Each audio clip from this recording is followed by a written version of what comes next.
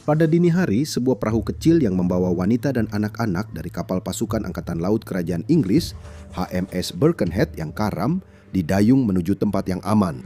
Dari kejauhan, mereka menyaksikan dengan ngeri saat para perwira dan pasukan tetap berdiri di geladak, diam, dalam sikap sempurna, sementara kapal yang rusak itu dengan cepat tenggelam di bawah mereka. HMS Birkenhead adalah salah satu kapal berlambung besi pertama yang dibangun untuk Angkatan Laut Kerajaan Inggris. Awalnya kapal ini dirancang sebagai fregat uap, tetapi selama proses pembangunan diubah menjadi kapal pengangkut pasukan. Fregat adalah kapal perang yang lincah dan biasanya digunakan sebagai kapal pengawal untuk konvoi yang lebih besar. Admiralitas masih ragu dengan tenaga uap yang relatif baru pada kapal dan tidak ingin mengambil risiko terhadap armada mereka dengan teknologi yang belum teruji. Sebagai kapal pengangkut pasukan, kapal ini dapat dengan cepat mengerahkan pasukan ke tempat yang dibutuhkan, namun tidak perlu bertempur. Kapal ini memiliki 12 kompartemen kedap air yang memisahkan bagian depan, mesin kapal di tengah, dan kompartemen belakang. HMS Birkenhead dirancang oleh John Lead dan dibangun di galangan kapal John Lead di Birkenhead, Lancashire. Awalnya kapal ini diberi nama HMS Vulcan dan diluncurkan oleh Marchioness of Westminster pada tanggal 30 Desember 1845. Pada akhir tahun itu, namanya diubah menjadi HMS Birkenhead untuk menghormati kota tempat kapal itu dibangun. HMS Birkenhead memiliki panjang 64 meter dengan lebar 11 meter dan syarat 5 meter di bawah garis air. Kapal ini digerakkan oleh dua mesin uap Forester Co berkekuatan 564 tenaga kuda yang menggerakkan sepasang roda dayung berdiameter 6 meter dengan kecepatan maksimum 10 knot. Kapal ini dilengkapi dengan layar penuh dan mesin uap memberikan kemampuan manuver serta kecepatan tambahan. Kapal ini diawaki oleh 125 perwira dan awak. HMS Birkenhead melakukan pelayaran perdananya dari Birkenhead ke Pangkalan Angkatan Laut Kerajaan di Plymouth, Devon pada tahun 1846.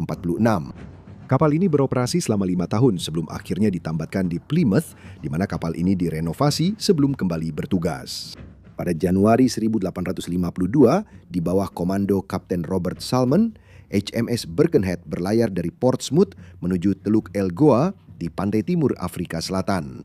Di atas kapal terdapat pasukan yang berasal dari 10 resimen berbeda Angkatan Darat Inggris. Pasukan tersebut akan memperkuat pasukan Inggris yang bertempur dalam Perang Xhosa ke-8 melawan suku Xhosa asli di wilayah Eastern Cape, Afrika Selatan. Pada tanggal 5 Januari, Birkenhead singgah di Queenstown, Irlandia untuk menjemput lebih banyak pasukan serta istri dan keluarga beberapa perwira yang ada di kapal. Setelah 6 minggu di laut, Birkenhead berlabuh di Simonstown di Teluk Falls pada pagi hari tanggal 23 Februari. Angkatan Laut Kerajaan mengambil alih pelabuhan di Simonstown pada tahun 1790-an untuk membangun pangkalan Angkatan Laut yang masih ada hingga hari ini di bawah Angkatan Laut Afrika Selatan. Sebagian besar wanita dan anak-anak di kapal turun bersama beberapa tentara yang jatuh sakit selama perjalanan. Selama mereka tinggal di Simonstown, 9 kuda kavaleri, beberapa bal jerami dan 35 ton batu bara diangkut ke kapal sebagai persiapan untuk perjalanan terakhir menuju Teluk Algoa. Perjalanan terakhir ini sekitar 450 mil laut dan akan memakan waktu 2 hari untuk berlayar.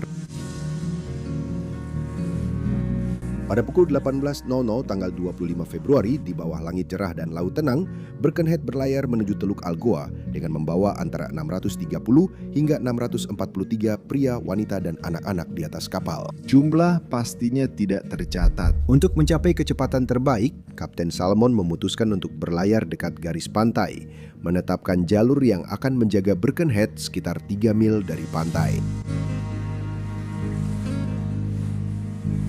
Dalam pelayaran ke selatan dari Plymouth, Birkenhead berlayar melawan arus Benguela.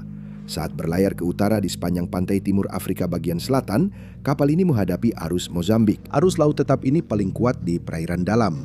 Semakin dekat ke daratan, arus-arus ini menghadapi hambatan dari daratan di perairan yang lebih dangkal, sehingga memperlambat laju mereka.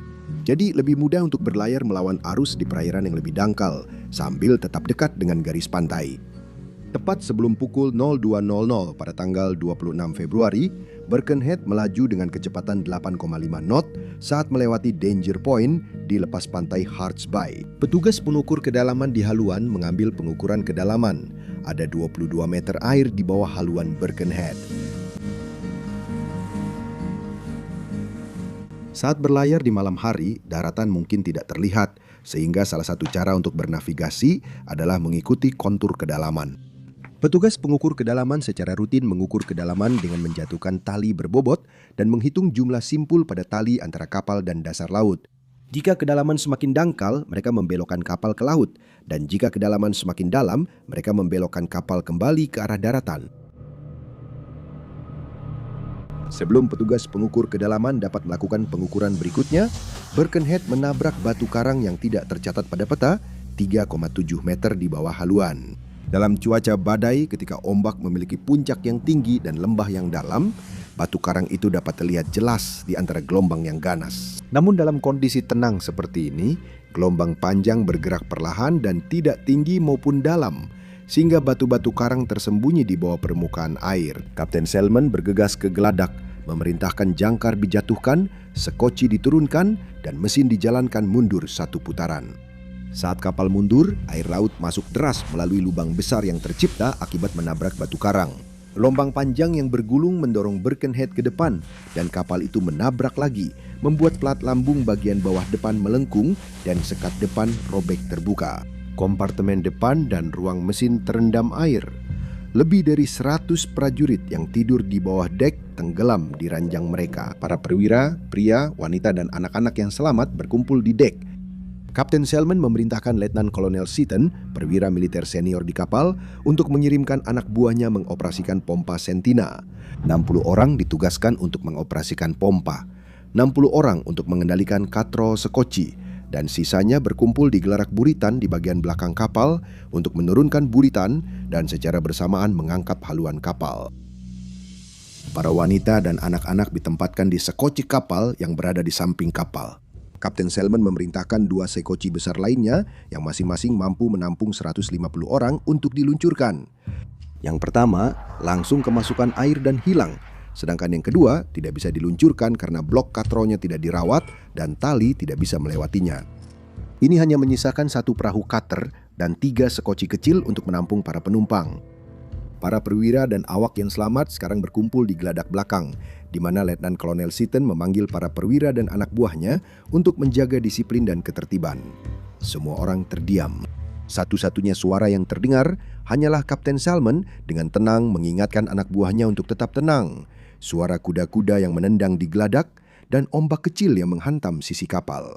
10 menit setelah Birkenhead pertama kali menabrak karang, dengan mesin masih berjalan mundur, Birkenhead menabrak karang untuk ketiga dan terakhir kalinya, merobek plat-plat bagian bawah kapal. Kapal itu terbelah 2 tepat di belakang tiang utama. Cerobong asapnya runtuh dan jatuh ke laut. Bagian depan kapal tenggelam dengan cepat. Bagian buritan yang sekarang penuh sesak dengan orang-orang mulai oleng dan tenggelam. Kapten Selman berseru, semua yang bisa berenang lompat ke laut dan berenang menuju sekoci.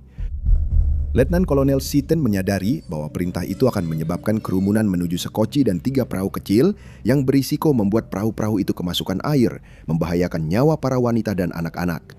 Dia memerintahkan semua pasukan untuk tetap di tempat. Hanya 3 prajurit yang melanggar barisan dan berenang menuju sekoci.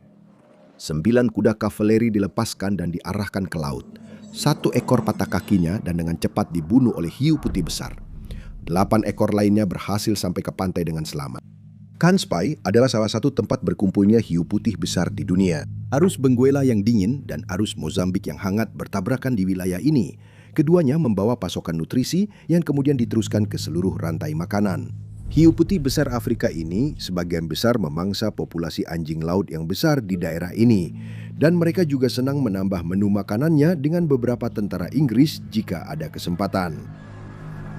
Para tentara dan perwira mereka yang selamat tetap berdiri tegak, tidak bergerak saat Birkenhead tenggelam di bawah mereka hanya sekitar 20 menit setelah menabrak karang. Beberapa tentara berhasil berenang sejauh 2 mil ke pantai. Banyak yang tenggelam, meninggal karena kedinginan atau dibunuh oleh hiu putih besar yang mengamuk. Pagi hari berikutnya, kapal sekuner Lioness menemukan sekoci, membawa naik para wanita dan anak-anak serta para penyintas dari salah satu sekoci kecil, lalu menuju lokasi Birkenhead.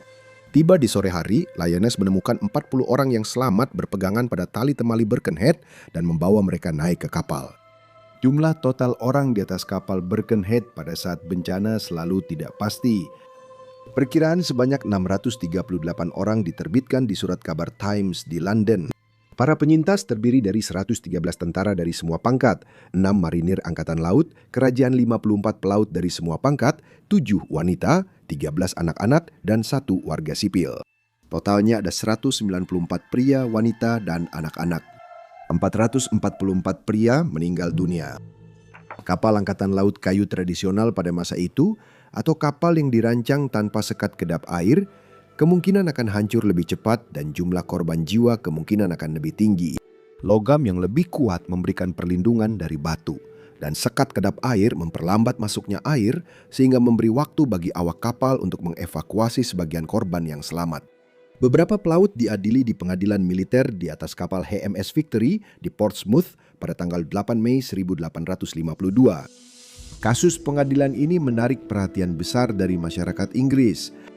Karena tidak ada perwira senior Birkenhead yang selamat dari kecelakaan itu, tidak ada yang dianggap bertanggung jawab. Sebuah mercusuar setinggi 18 meter dengan cahaya yang dapat terlihat dari jarak 25 mil laut di Laut Lepas dibangun di Danger Point pada tahun 1895. Pada tahun 1936, sebuah plakat peringatan untuk Birkenhead dipasang di dasar mercusuar oleh Liga Angkatan Laut Afrika Selatan.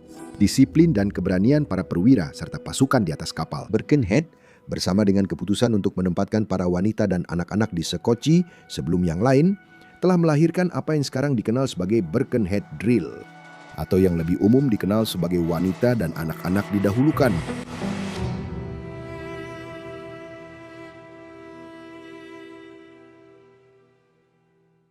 Terima kasih sudah menonton. Jika Anda menikmati video ini dan ingin menonton lebih banyak video dari channel ini tanpa iklan, silakan pertimbangkan untuk bergabung dengan Patreon kami. Linknya ada di deskripsi. Anda bisa bergabung secara gratis atau memilih keanggotaan dengan berbagai manfaat, mulai dari video tanpa iklan hingga akses awal dan panggilan tanya jawab langsung. Saya menantikan untuk bertemu Anda di sana.